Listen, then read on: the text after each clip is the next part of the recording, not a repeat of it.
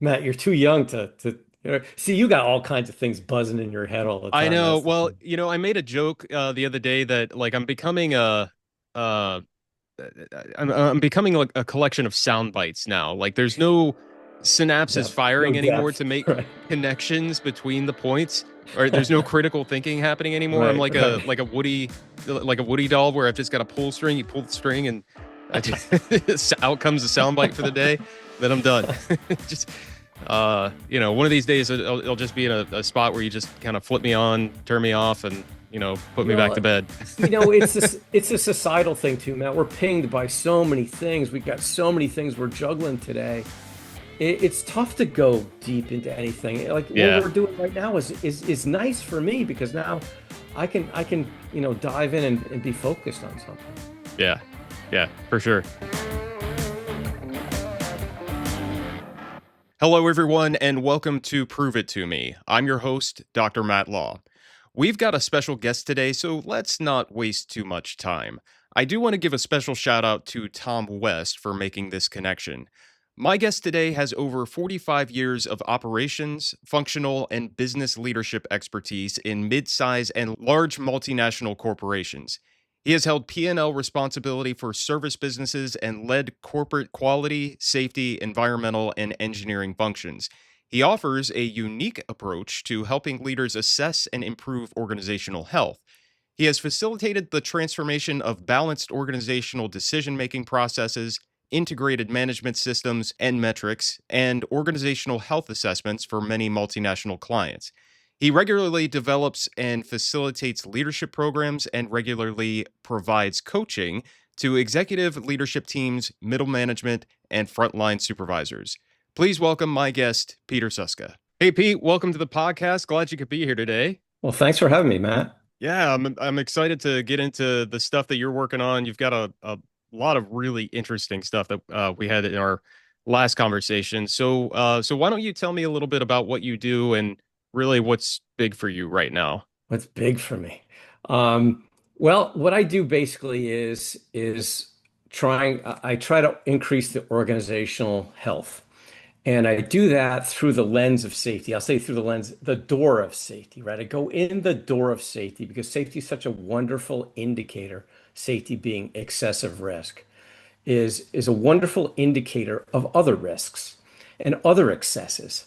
So when I go in through that door of safety, I have the opportunity to see quality and ethics and all kinds of other things. And then, as I'll show a little later, this relationship that I have that connects all this stuff back to common reasons and common organizational, shortcomings, if you will. So then I can establish a ROI organizationally rather than just fixed safety and quality stuff, right? So I do a lot of organizational assessments where people allow me to kind of dissect their organization. It's kind of like being a doctor, and having a patient come in and you're looking at the patient's records, and you're looking at their family history, and you're looking at all the things they eat and all the things they do, and then you're looking at them, and then you're looking at the signs, and you're looking at their symptoms, right? And it's the same dynamic. And I'm no doctor, um, but it's the same. It's a good analogy, I believe, for kind of what I do, because it's holistic organizational medicine, if you will. Um, so I do these assessments. I do leadership. I call it transformation, basically recalibrating leaders to make better decisions across the organization rather than just vertically. Vertically being, functionally specific or, focused on a particular thing and not looking at the other ramifications. And then I'm working on a book. I've been working on this book for way too long. It's called Beyond Safety: Transforming Organizational Decision Making. So that and a lot of other things is kind of what I do. That's awesome. I love this. I love the holistic organizational approach. I think it's I think we spend a lot of time trying to figure out how to really fix a lot of the issues that we have with safety, and we talk about the business case, we talk about an organizational culture versus a safety culture, and We talk a lot of big ideas, but I don't see a lot of folks actually having success in having those larger conversations with the organization and diagnosing those problems. Yeah. So how did you get started doing this work? Oh man, yeah, we don't have enough time. It wasn't a straight path. Let's put it that way. Fair. So I'll give you the Reader's Digest version. Um, I went to school, got a degree in physics. I had no business getting a degree in physics. I came out with a physics degree, and I think even my physics professor, who loved me, he said, "Pete, whatever you do when you get into the working world, don't go into physics, you know." Uh, but he knew I had an analytical mind, and at the same time, I was in the volunteer fire department. And he said, "Boy, this fire service stuff that you do and this analytical mind, safety would probably be a good," because his son was in safety. And it wasn't that triggered me into safety. It was kind of the fire service, actually. And getting involved, and I did a lot of hazmat work, and I did a lot of hazmat team training, and I traveled all around, and I got into industry and doing industrial stuff. And finally one day I was in some industry, and they said, "Boy, we're looking for a safety engineer," back in that when that term was still valid. Safety engineer, would you be interested in working for us? And I said, "Well, geez, I've never worked on the other side of the fence. I've always kind of come and visited from the outside." And I said, "Yeah." So I took this job working for United Technologies Corporation, a division of UTC, which was called Hamilton Standard in Windsor Locks, Connecticut. They made a real diverse spectrum of things. They made everything. They made propellers for aircraft. They made jet fuel controls, and environmental systems, and they made the spacesuit, and they made the space toilet on the other side. I mean, so it was a really interesting combination of things. And I got involved in doing industrial safety and then just kind of moved up. Ended up being at the corporate office and responsible for the management system and the management system audit program, which was huge. We had 250,000 employees. We had all kinds of operations all over the world: Otis elevator, carrier, air conditioning, field ops, all kinds of stuff. So I ran the development of the auditors. I ran the oversight of the auditors, all that. And then I took a job as director of EH&S for Otis in Europe. And that's where I started to really see fatalities. I've been in the fatality world since the early 90s, before it was popular. I hate to say that, but before the term SIF, anybody came up with these names, it was called fatality prevention when I was doing Hmm. it. And what I began to see over and over again was that the stuff that I was seeing had connections with other things. And then I began to see that these connections were kind of common.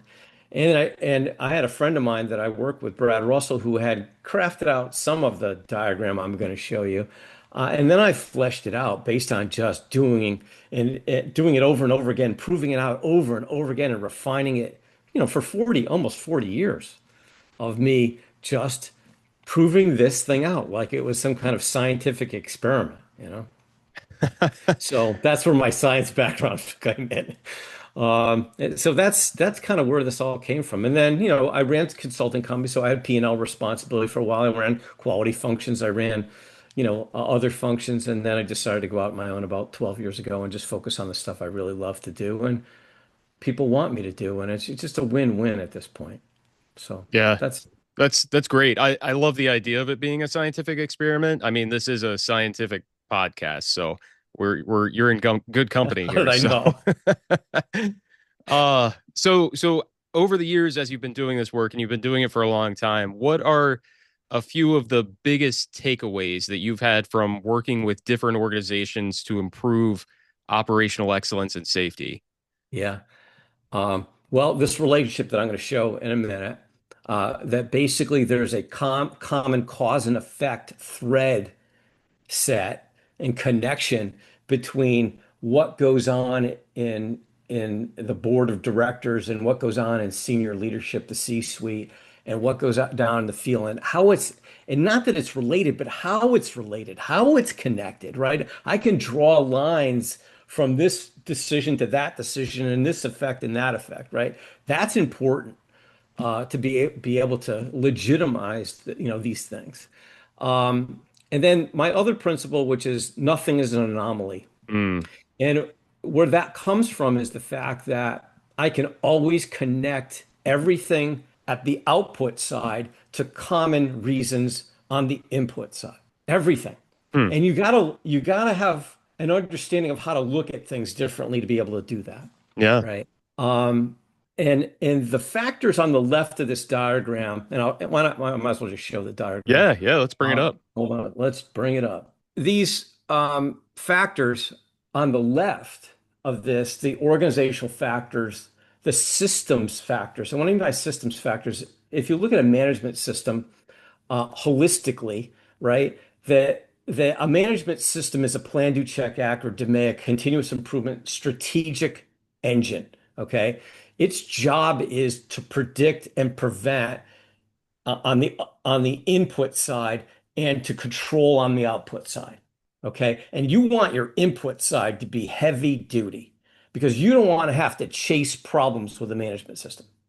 Okay. Management systems that are chasing problems all day long get overwhelmed by the fact that we're not making good decisions every day. And the management system, even the management system has to chase after them. That's not a good thing.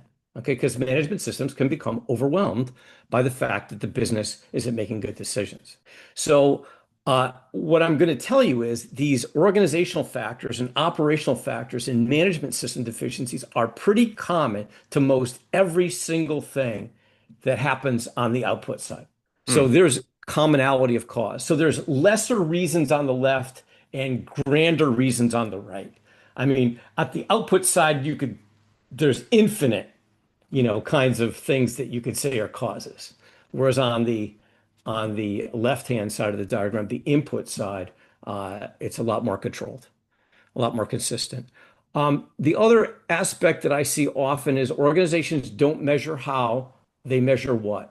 They don't Mm. measure how something was achieved, how something was done, how decisions were made. They measure the results of them. Yep. And the real value in prediction is in the how. The real understanding of where risk comes from is in the how. Mm-hmm. So most organizations are not in tune to continually measuring risk or excesses in their decision making. They're measuring the results of them. And what I always say is you can have a, a lousy process and good outcomes for long periods of time. So what that means is you need to be measuring process health, not output health. Okay. Yeah. Um, and then this is a basic thing, but I see this often that even safety professionals don't talk about hazard and risk and tolerability the same way.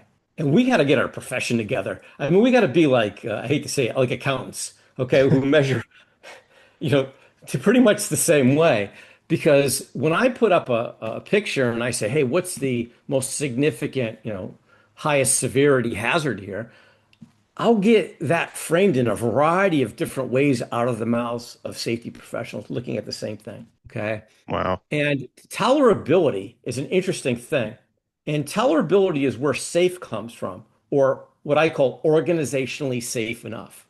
So if you go back to your policy statement, your value statement, you should be able to extract tolerability out of that, which is how much risk are you able to assume, allow to give you what you want consistently or not give you what you don't want. That has to be put into some process by which the folks out in the field can say this needs to be fixed or this doesn't need to be fixed. And if it needs to be fixed, can it wait or does it have to be stopped today? So in the field, we want three thresholds. Safe, it's tolerable as is. Unsafe, it's not tolerable, but it doesn't have to stop. It needs to go on a list. It needs to be fixed. Or it's an imminent danger situation. Stop the presses. We can't continue to expose people to this or continue with this hazard. And Hmm. that's what I try to build in the field is that capacity to be consistent around, I make it three colors, green, yellow, and red. Okay. We Easy. all need to be able to talk the same color about the same thing. If they can do that in the field, you're good. You're good. Mm-hmm. Okay. You don't need this, numeric system out there as the at the front line. Yeah, maybe you come in later and get it dialed in a little differently, but in the front line decision making, can I continue to operate or not? That's the line. That's the line. Mm. And I think the other one is that organizations do not measure risk well, and they don't look at risk the right way, and they're looking at risk from history of harm or history of problems, not probability of events or problems. And that is also based on the metrics and the data that they get. I mean, we're trying to do risk assessments and gather risk data, but those people aren't speaking risk. They're speaking harm and history of harm. It's just two different languages. So we have to Uh, get on the same page. So those are the biggies. yeah. It's funny. We spend a lot of the time on this podcast going through different studies and seeing how different factors affect outcomes, and that's really, I mean, that's the thing here, though, and you said it perfectly. Folks are measuring the outcomes, but not measuring all the things that create those outcomes, right? I mean, in science, we're talking about independent variables and dependent variables. If Right. we're only measuring dependent variables, we don't really have a clear understanding of the relationship there. We don't have an understanding of what's causing something to happen. So we have to look at both, right? Both ends of the spectrum. But I love this approach, and you've done a lot here. Over the years, I know you've observed this a lot. How has that created some kind of validation for this approach that you're taking? Well, I mean, I prove it out every single day because I run the cause and effect diagram on everything that I do. So it's proven out by the fact that whether I'm looking at quality, or I'm looking at cost, or I'm looking at EBITDA, or I'm looking at safety, it follows the same path. Just a good example. I'm in a company right now and doing some field reviews with some folks, and this is a service company. They're out in the field doing maintenance of products and service of products. And one of the questions I ask is, what kind of contract are you working off of? Which, you wouldn't think is a safety question, but it has significant relevance in safety because that is what's driving the behavior of the salespeople, the general manager, and the worker in the field is working to the contract. And then, if the customer relationship is between the worker and the customer, and the contract doesn't draw the lines correctly around what that person should be doing or shouldn't be doing, then the customer starts asking for more than the contract allows. And because they want to keep their customer relationship, these workers stretch themselves into areas that they're not qualified to do. And that you can see where the risk comes in, Mm, right? But you can see where that comes from, sales and contracts and their understanding of the ramifications of these contracts, whether they be time and materials or fixed fee, and the ramifications of downstream decision making. They're not looking at that. mm. Interesting. A lot of people talk and theorize about this this type of approach, right? Going about through all the different processes and things that happen within an organization. Starting with the business from the top down and letting that inform safety, or letting safety performance follow that. I can tell you, I know the amount of people that I know that are actually doing that type of work, I can count on one hand. So, what's different about the way that you do it that actually makes this actionable? One, I can help people see the actual connection between things, the correlation between things. Hmm. It's not a leap of logic. I'm walking them down the path step by step up my diagram, back my diagram, so they can see where these things are coming from. And I try to make things as visual and as appropriate as possible. Again, going back to that physician's analogy, right?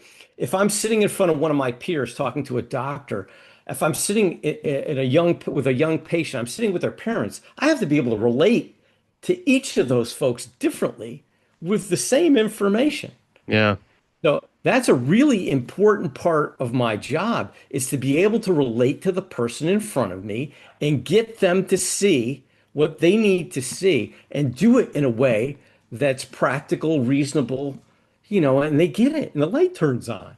So if I can turn the light on in the whole spectrum of the organization, I'm going to be successful because they'll be able to talk to each other now with the same, calibration, if you will.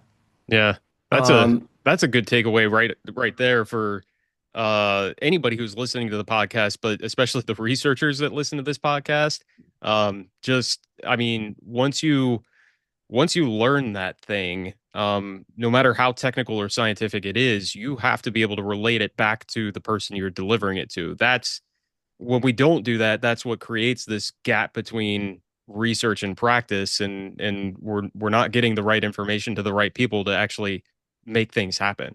well, I'll tell you something personal. I had this kidney issue, and it was found by me, looking for. I went to get some life insurance, and they did this full, you know, uh, blood test and everything. Hmm. And my doctor says, "Well, you got this kidney issue, and it's systemic."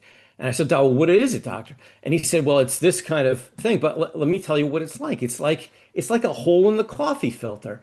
And he said, "The grounds, your grounds, okay, are getting into your coffee, and your grounds." And so he explained it in a way that was like, "Okay, I get it."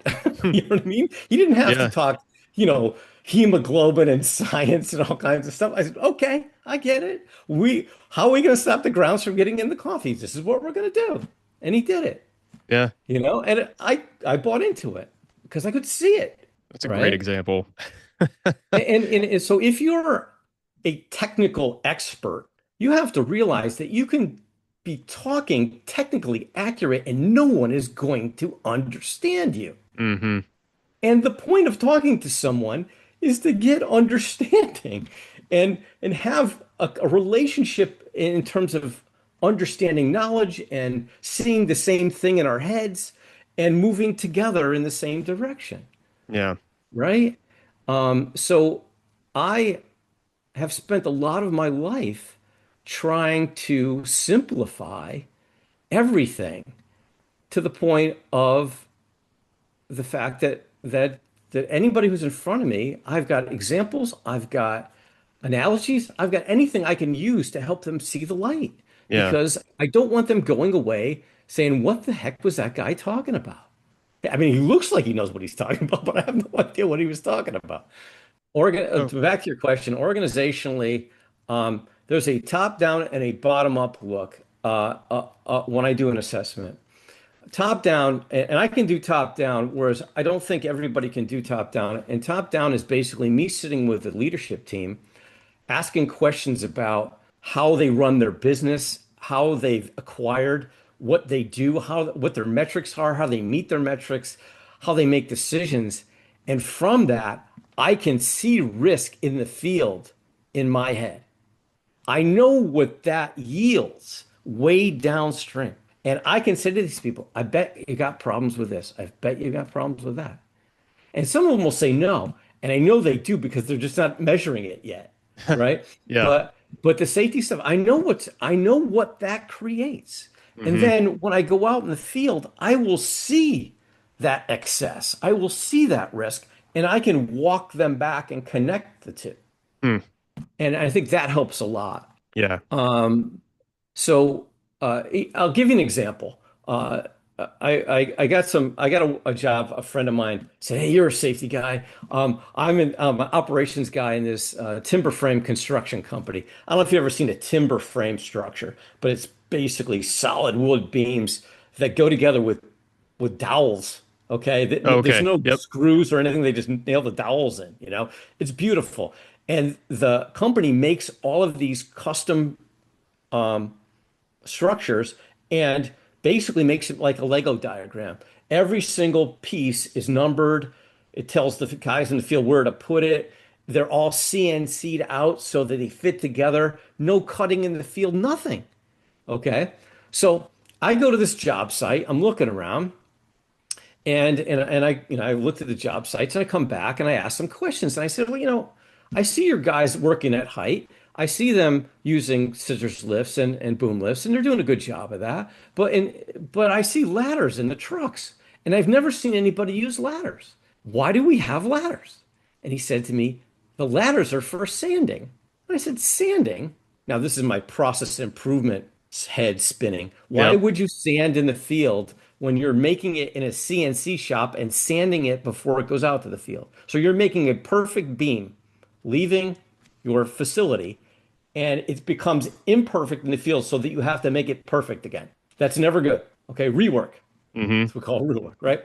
So, okay, why are we sanding? Well, we get it dirty. We hit it with a hammer because we kind of knock it in because it doesn't fit, all of that stuff. And I'm like, are you okay with sanding? He goes, no, no one likes sanding. To a person, no one in our company likes sanding.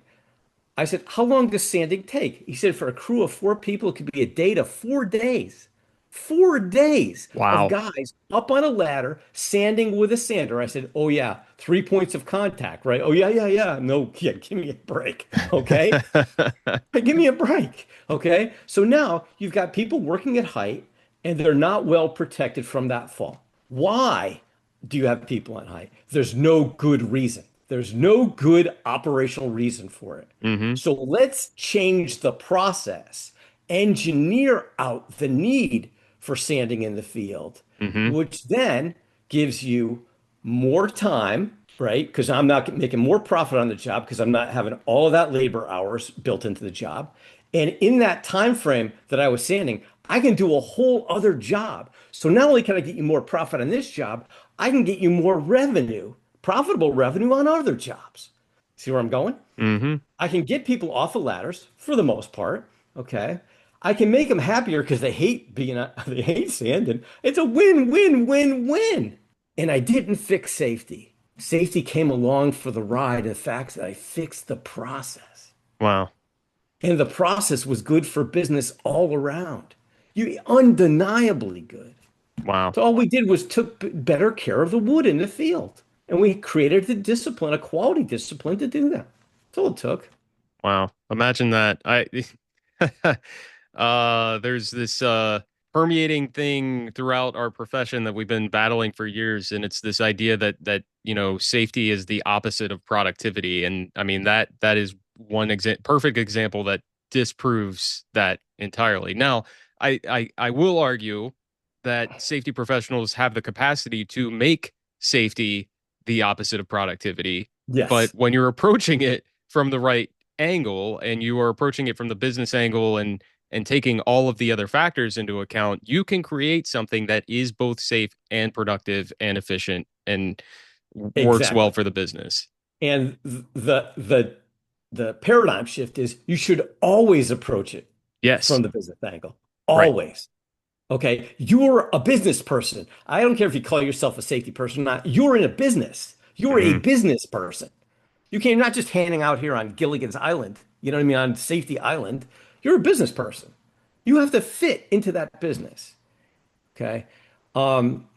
So what was I going to say? I lost my train of thought. But the way that I go about this is I can see business health. I Hmm. can see flavors of business health really well. And the safety profession needs to learn that. I'm not talking about just going to school and getting an MBA. I'm talking about learning what creates value in your organization and what detracts from value in your organization. Learn those. Yeah.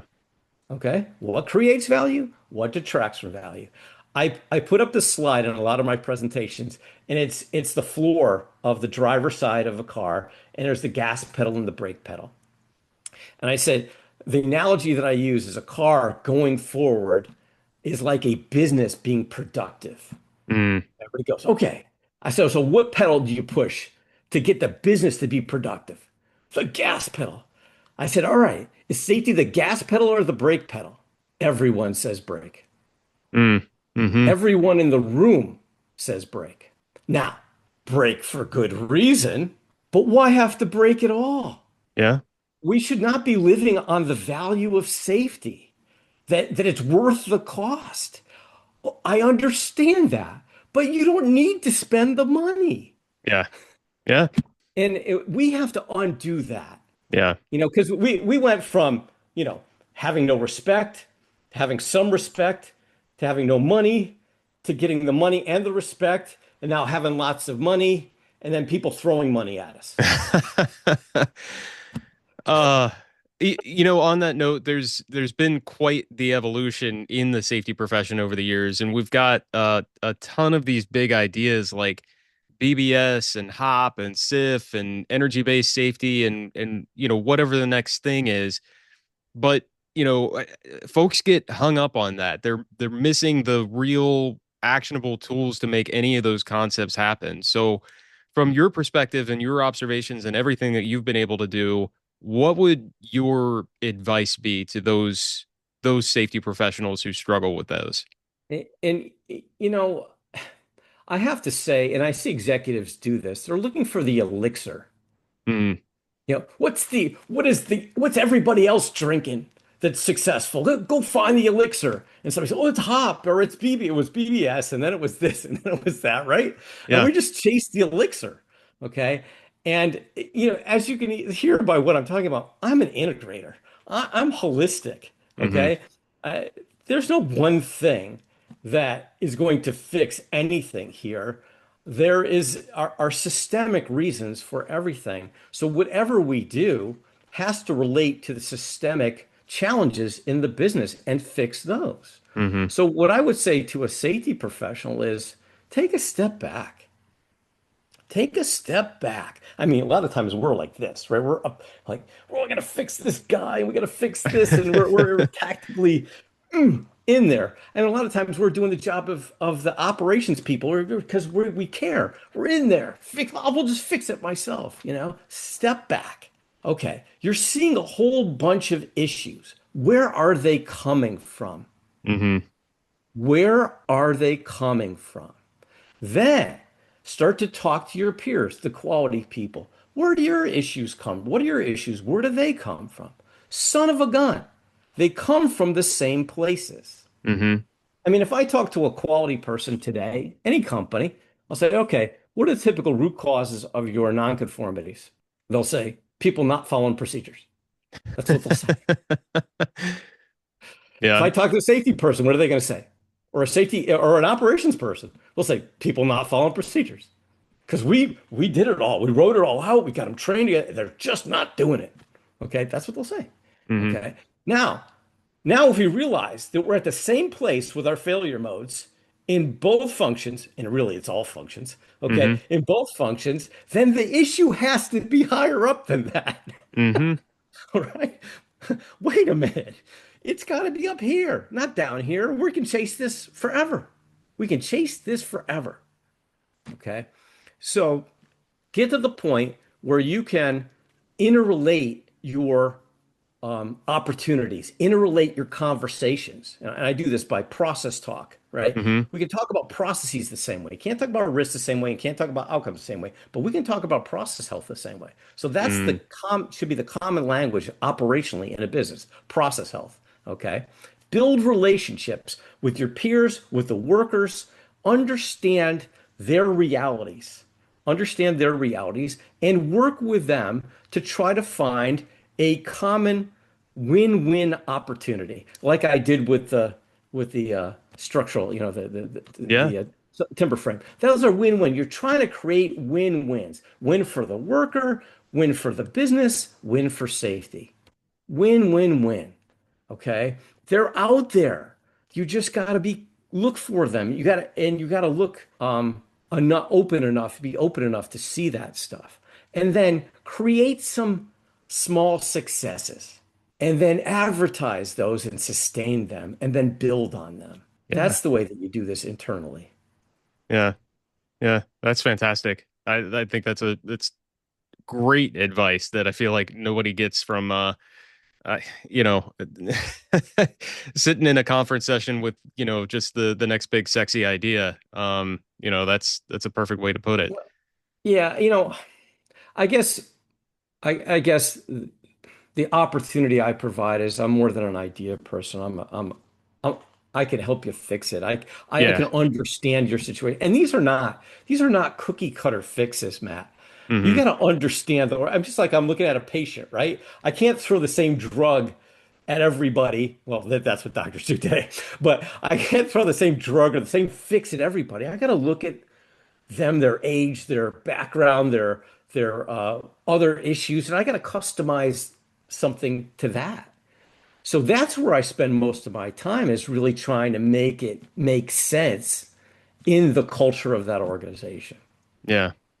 The other piece that I recommend, and I'm not advertising myself here, but I recommend to safety professionals is get your leadership aligned, get them some training that aligns them to where safety fits into business decision making, like I am talking about it. Mm. Okay. Yeah. Okay. Not a have to do safety, not let's rah safety. No, wait a minute. What is safety telling us about the health of our business? And how should we listen to the safety symptoms and signs that we see, and how to go back and figure out what we should be fixing as a management team? Yeah. Yeah. Okay. Because if you don't do that, then you're constantly chasing the result of the fact that they just don't get it. Hmm. Yeah.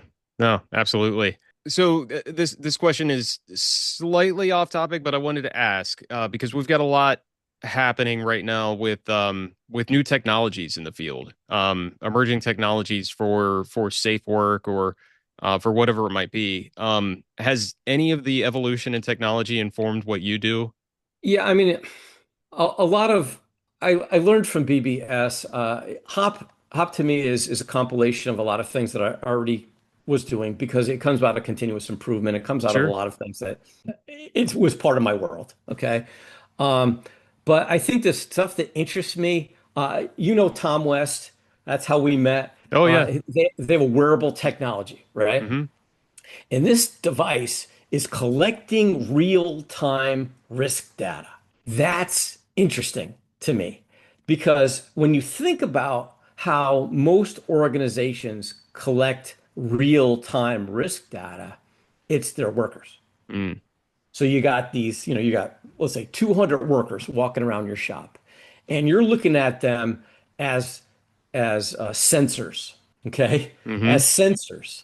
And if you know anything about sensors, you have to have the right sensor. It has to be calibrated and continually calibrated, right? It has to be sensing all the time Mm-hmm. what you're looking for, right? Not contaminated by other things, right? So you can see how a human being as a sensor is somewhat problematic, okay? Yeah. Even though Yeah. they may know what they're looking at, they're not looking at it. They're doing other things, okay? They're Right. focused on other things. So they're not full-time sensors. And they're not, like I said, about hazard and risk and tolerability, and they're not all calibrated to alarm at the same level, That's true. right? And we want a sensor to tell us, whoa, whoa, whoa, something's going on, right? Right. So that device interests me because, and Tom and I are doing a talk at the VPPA conference in Nashville. Um, and we're going to talk about the kind of the fact that we need both. We need the humans out there because the humans can translate and interpret things a little differently than the technology can, but both together is powerful as heck. Because I have this metric I call delta R, change in risk. Mm-hmm. Okay. And that's what we should be measuring. And it's usually up, not down. Okay. So you've done your risk assessment, let's say, and you put your risk level here. You walk away from that risk assessment, that risk is changing. Risk is dynamic. Mm-hmm. Okay. So I want to know how dynamic. I may be okay with it being in here in this time in this area, but I'm not okay with it up here. So how do I know when it's up here? How long it's up here? Where it's up here? Where somebody's doing that? I have to wait for somebody to tell me, or I have to wait for an event. Mm-hmm.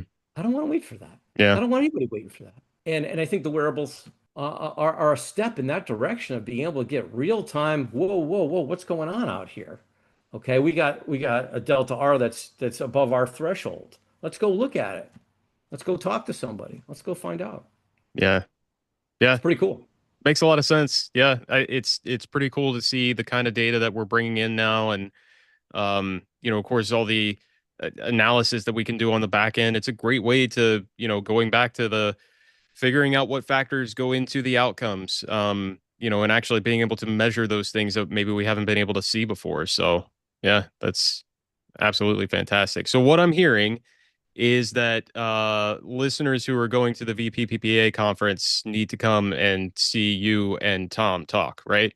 Yeah, and I'm doing another section myself that talks about the predictive capacity in a management system. And I think the title is your management system healthy enough to predict your next injury? Ah, Which is okay. me talking about real efficacy in management systems and what it takes and how system elements talk to each other and the wiring of them and all this stuff. It's peak craziness, but I'll do it in a way that people will get it. Nice. Awesome. So here's the culture to unwanted outcomes relationship that I've been talking about.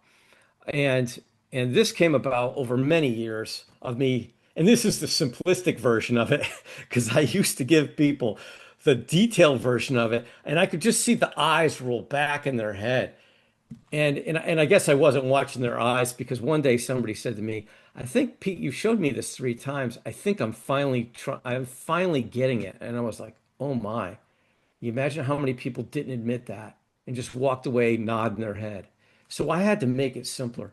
So what this basically is the relationship, cause and effect relationship between what I call organizational and operational factors. I don't really like the word culture because it's just too generic. Organizational and operational factors. What an organizational factor is if you're in a, let's say you're in a company that's it's got a corporate office, it's got divisions, it's got sites, then your corporate entity has a certain way of doing things. It has certain metrics, it has a certain style, it has a certain leadership approach. Um, it has certain logos. Things you're going to find everywhere you go in that company that come down from the organization. Those are organizational factors. Okay, how organization prioritizes things, all of these things, right? And then the operational factors start probably at the business unit level, where now you've got a different business and you've got a different history of business. Maybe you got acquisitions, you got this purpose focused operation, and they have their own factors. They got the translation of the factors from the organization, and then they got their own, which are the history of the plants, the history of the operations, the market, the people, the all of that stuff, right? Those are those factors. So those two sets of factors are what create the decisions in the organization, what the decisions are created through, if you will. Mm. Okay. Hmm. And and if those factors are not, and I look at factors as being neutral until they're not. Okay. I look at factors as all being neutral until they start to have negative implications on decision making. Okay. That imbalance. Okay. And if we're so focused on one thing and we're not focused on the other things that we say that we care about, this imbalance moves downstream. Okay. The only chance that we have to not have it go downstream imbalance with excesses and risk is the management system seeing it at the decision phase, seeing it in the decision. And what I'll talk about, I call about first thoughts. First thoughts is like, hey, I think we should grow the business. Hey, I think we should make more profit or bigger EBITDA. I think we should do this. And then the next thing is the how. Right there in the how is where the management system should be interfacing into the decision making because the Mm. how is where that imbalance starts. Okay. And if your management system isn't inward looking into the decision making from the board all the way down to the floor, because these factors go this way, okay, then it will not be able to predict, and the only result it will have is be able to maybe react to it. It will see it in risk. It'll see it as the risk is already created. Okay, so now this decision gets moved into a process. Hey, we decided to move this a piece of machinery from one plant to another. Okay, process change. Okay, now process change could be operational, it could be service, it could be functional, it could be procurement, it could be hiring people, it could be all of those processes. So I look at processes generically as a way of doing something. And if that way of doing something is not balanced, then in that process lives benefit and risk. And if we didn't balance the two, The risk is living there at a level above what's acceptable. Mm. Okay. And this could be quality, it could be ethics, it could be anything. Okay. And usually risks live together, so it's usually more than one. The way that I see this excessive risk is through safety, because safety is just an easy indicator of poor decision making or imbalanced decision making. So I can walk through your plant and I can see excessive safety risk. Where I see excessive safety risk, I look into the process health. Where I look into the process health, I usually find unhealthy processes. And there is my start of trying to fix the operational, value, improve the operational value. It's in profit process change, not in band-aiding safety. As I tell people all the time, putting good safety on a bad process is like putting really good paint on a rusty surface. It just falls off. Mm. It looks good for a while, and then it just falls off. Yeah. Okay. So, so if this risk lives long enough, it ultimately creates near misses, close calls, incidents, whatever. Okay. That's how this happens. And those outcomes could be quality outcomes, safety outcomes, ethical outcomes, cost outcomes. Everything runs the same path. So if everything runs the same path, then everything comes from the same place. And it does. Mm. So, so if you tip this arrow backwards and now you have a problem, that problem might be you see risk or you have a nonconformity or you have a finding, go backwards. Don't wait for blood to go backwards to figure it out. And I think a lot of companies I see people only doing robust causal analysis when there's blood. Mm. Yep. Yep. And the reasons are all the same, folks. Don't wait for blood. Yeah. Don't wait for blood. Okay. So again, and this is where I'm able on the left to start fashioning the conversations across functions and building the conversation about fixing the right stuff, Yeah. fixing the real reasons. So that's that. How can listeners connect with you and learn more about you and your work? Well, my website isn't so good. I haven't been able to patch that up. So Yeah. uh, the best of me is probably on LinkedIn. So if you go to LinkedIn, find me, Peter Susca on LinkedIn. That's probably the easiest way. You can email me at Oscar Papa X-ray OPX Safety SAFETY at cox.net. So OPEX Safety at cox.net. Or you can call me 860-713-8050. I love to talk to people. I spend a lot of time, as you could probably tell, I spend a lot of time talking to safety professionals, helping, they're on the edge of the roof, getting ready to jump. And I talk them down and I give them a path, and I enjoy doing that. A lot of what I do here, Matt, is not for me. It's one for the organizations and two for the safety profession. If you see me at a conference talking, it's not for me to really advertise what I do. It's for me to convert people. It's for me to educate people because I'm not going to live forever. This needs to live forever. This needs to carry on. Awesome. Again, I really appreciate you coming on the podcast. Any other parting thoughts for the listeners? Well, I mean, there is a lot of depth to the 5,000-foot review that we just did here. If anybody, if anybody feeds back to you, hey, I'd like to learn more about process health, or I'd like to learn more about management system efficacy, or I'd like to learn about more about this, we can dive in. Well, no, I really appreciate you coming on. I'm sure we'll get some listeners that are going to be reaching out to you to dive deeper into this. But yeah, thanks again. Thank you.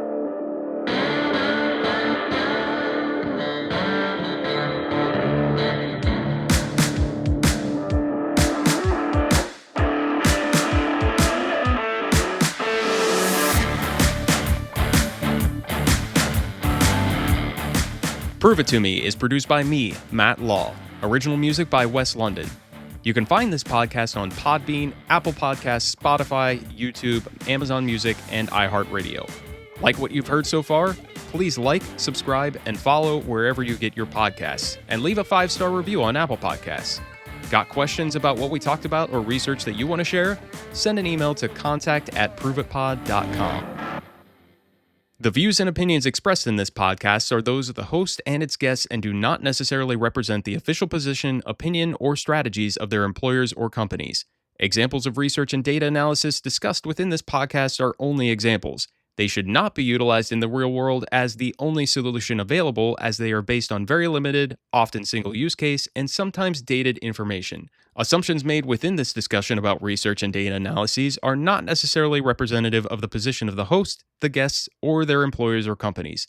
No part of this podcast may be reproduced, stored in a retrieval system, or transmitted in any form or by any means, mechanical, electronic, recording, or otherwise, without prior written permission of the creator of the podcast. The presentation of the content by the guests does not necessarily constitute an active endorsement of the content by the host.